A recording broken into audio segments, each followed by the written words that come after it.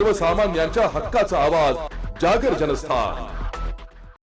महाराष्ट्र नवनिर्माण सेनेचे अध्यक्ष राज ठाकरे यांच्या स्वच्छ आणि सुंदर महाराष्ट्र या संकल्पनेला साथ देत धुळे शहरातील जेलरोड येथील मनसे पदाधिकाऱ्यांनी विकासाला प्राधान्य देत आपले कार्यालय स्वतःहून पूर्णपणे हटवलंय। सध्या जेलरोडवर नवीन आणि अत्याधुनिक रस्त्याचे काम प्रस्तावित आहे। या विकास कामात कोणतीही अडचण येऊ नये आणि प्रशासनाच्या कामाला गती मिळावी या उद्देशाने मनसेच्या वरिष्ठ नेत्यांच्या मार्गदर्शनाखाली हे कार्यालय काढून टाकण्यात आलंय।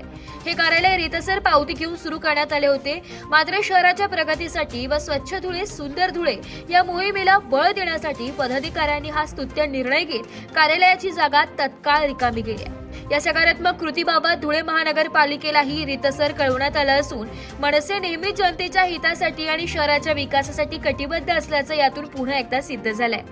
जागर जनस्थानसाठी रूपक बिरारी, धुळे।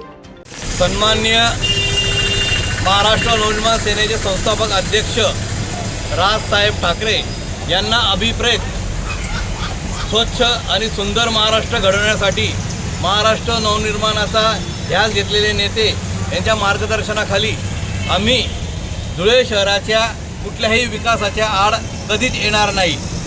विकासाच्या आड येण्याचा प्रश्नच येत नाही। महाराष्ट्र नवनिर्माण सेना ही नेहमीच विकासाच्या दृष्टीने व सर्वसामान्य जनतेच्या न्याय हक्कासाठी मूलभूत गोष्टींसाठी रस्त्यावर येतच असते।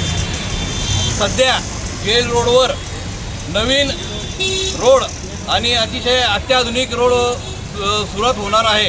या ठिकाणी आम्ही आमचं कार्यालय रीतसर पावती घेऊन सुरुवात केलेली होती, परंतु मनसेच्या माध्यमातून यापुढेही अनेक कार्यालये अनधिकृतपणे या ठिकाणी येऊ शकतात।